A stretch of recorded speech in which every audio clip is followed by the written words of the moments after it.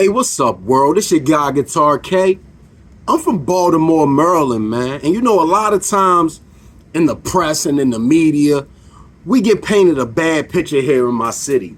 Now, I'm not trying to sit up here and act like it's all good, but I am trying to act like it's not all bad, man. We are more than just an open air drug market. We are more than just a bunch of gunshots ringing out and violence in the streets. It's some landmarks here in Baltimore City. It's a lot of good people here in Baltimore City. You know what I'm saying? There's a lot of negative stuff, but there's also a lot of love here, man. I was raised here, so I know. You know, I don't know if a lot of people believe in God, believe in angels, but I'm going to tell you right now, I believe in angels. I live with one up until I was 21 years old, and that's my grandmother, Miss Deffy Mae Parker. So ain't nobody going to tell me that Baltimore is all bad. But, I just wanted to take this time out to shout out a few Baltimore landmarks, because a lot of time people sit around like, oh, it ain't nothing to do. It's so boring here. But look, there's some things here to do in my city, and they not all bad or negative, and they don't involve getting high or drinking or violence. First up, man, we're going to talk about the Patapsco Flea Market. Yes, 1400 West Patapsco Avenue, the Patapsco Flea Market. Look.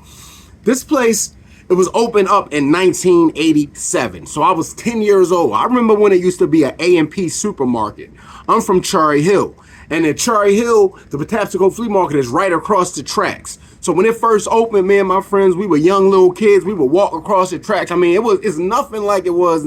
It was nothing like it is now.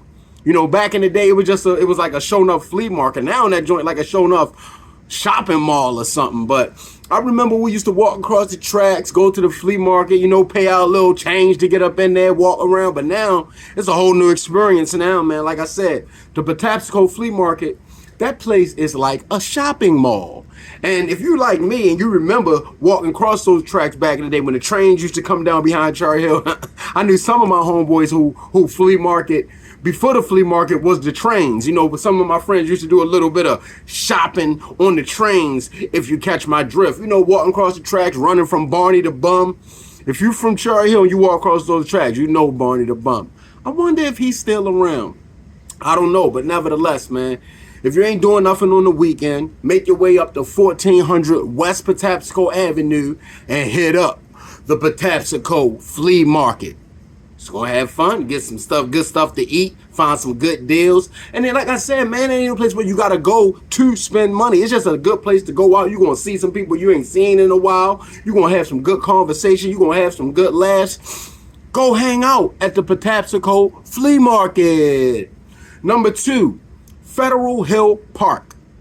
Now, it was opened up in 1880. Now, I don't know what they was doing way back when, but it's still there, man, and it's a beautiful place. Matter of fact, I would say, as far as being outside, it's the best view you're going to get of the Baltimore Inner Harbor or the Baltimore downtown area in general. I know everybody know that iconic cannon that's sitting right there aimed out at the water. A lot of people take pictures there, post it on their social media and everything. But Federal Hill Park, man, I love it here. It's one of those places where if you're sitting there and just looking out over at the city and you conversating with the right person and you having that right conversation, it's a beautiful thing. And you'll forget in that moment, you forget about the ugliness that sometimes rears its head in our city. So if you ain't doing nothing on a, nice, warm, not too hot, scorching day, go out to Federal Hill Park and just chill, sit with a loved one, with a female partner, or, for the males, for a female partner, or for the females with a male partner. Sit out there and just look out over at the city. It's a great view. It's peaceful. You're going to see some kids out there playing. You're going to see a bunch of foreign people that ain't from here enjoying what is meant for us to enjoy as well. So, yeah, go visit Federal Hill Park. That's at 300 Warren Avenue, but you can't miss it. Everybody know where Federal Hill is. Like I said, when you're driving down below and you look up on that hill and you see that cannon peeking over, you know that you are entering into Federal Hill Park. Back in the day, a lot of me and my homeboys used to go hooping down there too. They got a little basketball court down there too. If anybody think they got game, I don't got game no more. I retired. So, but for y'all that's hooping and anybody that's my age that's still hooping, you can go out there and, get your ankle broke, twist the ankle, be missing work and all that. But I can't afford to do that today. I can't afford to jam a finger. It don't heal up like it used to. I jam a finger now, that thing might be stiff for like a year.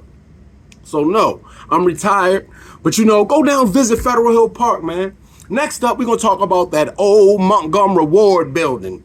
Yeah, that's what I know it as. And I know it's called Montgomery Park now, and you can even drive past it, and you can even look up there and see that it's called Montgomery Park. But I can't help but call it the old Montgomery Ward building. That's what I know it as. It's located at 1800 Washington Boulevard. And I remember my grandmother used to take me shopping there for clothes. She used to go there shopping for appliances. I got my first VCR there. I got my first floor model TV for my room there, I mean, we used to get pictures taken down there in the basement. They used to have the photographers take the nice family pictures and the family portraits and everything. But yeah, it was built in 1925. And then it had went out of business, and then they remodeled it and renovated it, built it back up in 2003, and now it's a business park. It's Montgomery Park. You know where that's at. You can't drive down that area and not see that big, humongous, hulking building, which is now Montgomery Park. But for those of us that's Baltimore OGs, us original players, we know it as the old Montgomery Ward building. Next up, we got the Baltimore World Trade Center. It was opened up in 1977, which is a great year, by the way. That's the year I was born. It's at 401 East Pratt Street. Now, this is one of those buildings where you see it all the time. Look, I'm put it like this. I didn't even know it was called the Baltimore World Trade Center until I was grown. So that just goes to show, you just call it that one tall building that sit by the harbor, the one that just straight up and down building that sit by the harbor. But yes, the Baltimore World Trade Center. And yes, this is in relation to the world famous New York Trade Center. It's our tower, as in relation to the former Twin Towers. Now it's just one tower. But yes, this is our Baltimore Tower. And on the front of there, they have a big piece of scrap metal from the original Twin Towers, which is like a memorial to the original World Trade Centers that was in New York. And now, you remember when I say how Federal Hill is a great view from the outside of the city? Now, if you go up to the top floor, the observation area of the World Trade Center in Baltimore, you get a real beautiful view of the city, especially at night, man. You can look right over there. You can see the aquarium. You can see the harbor all lit up. You can see the whole backdrop. You can see Federal Hill all lit up. It's a great place to go when you ain't really got nothing else to do. It's a shame how so many people live in our city, but they never leave their block. They only know Baltimore from the underbelly side or the dark side. But there's a lot of light, bright places in our city of things to do that don't cost that much to do, that'll make good memories. You can't put prices on good memories. So, one day you ain't doing nothing, go ahead on down to the Baltimore World Trade Center, go up to the observation center, and just look at the beauty of the city, man. Get away from the ugliness for a day. Last but not least, we got the Broma Seltzer Arts Tower. Now, this is at 21 South Utah Street. Everybody, like me, until I was grown, again, I never knew what it was called. I just called it that tall-ass clock downtown or that big-ass clock downtown. But no, folks, this thing does have a name. It's the Broma Seltzer Arts Tower. Now, this was the tallest building in Baltimore from 1911 to 1923. And again, man, until my 20s, I didn't even know what to call it. I just called it the clock. But now I know that it's called the Broma Seltzer Art Center. And I'm telling you, this place also gives you a nice view of the city. And yes, you can go inside and see the inside. You can see how this big, humongous clock works. It looked crazy up in there to see all the little moving parts. It's like you inside of a watch with 4 different sides and faces to it. And I mean, at night, there's so many little lights and trinkets and things you can see. It's just an amazing piece of architecture, man.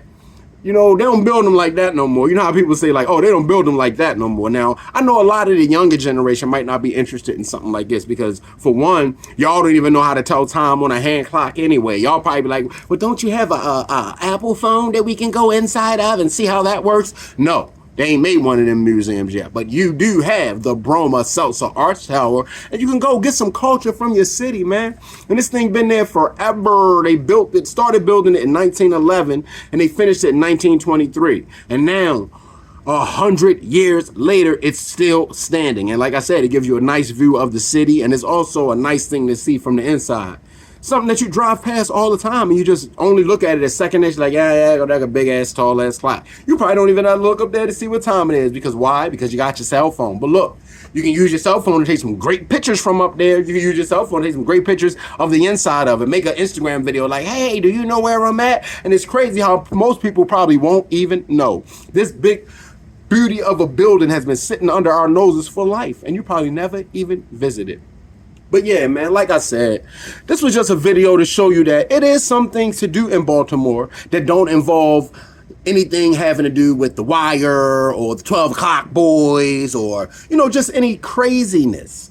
I read this book one time. It's called Historical Sites to Visit in Baltimore City. And it's a shame that down in the fine print, the gentleman had to put down, if you do visit this area, you just better keep your head on the swivel and be looking out for some crazy things that might happen. And he said that nothing ever happened to him, but that doesn't mean that if you are in certain areas, nothing may happen to you. But look, I want to paint my city with a lighter brush than what is painted by the outsiders. Come on, y'all. We got to defend our city. We know that it ain't all bad. We know there's some love in Baltimore, and then we just some love our Baltimore back.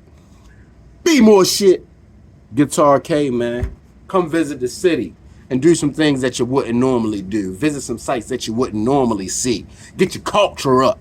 A lot of my friends have told me I'm well cultured. This becomes because I don't only do just the normal things that there is to do in the city. I get outside of my comfort zone. I get outside of my boundaries and I visit and try different things. And I would invite you to do the same. I promise you won't be disappointed. Again, man, this is just 5 places to visit in Baltimore when you're claiming that you ain't got nothing to do. 5 landmarks, 5 staples of the city, where if you're from here, you know these places. Even if you've never been there, you've heard somebody talking about it, you drove past it, you know about them. Again, Baltimore is beautiful, and I love my city. Guitar K out. Be more shit.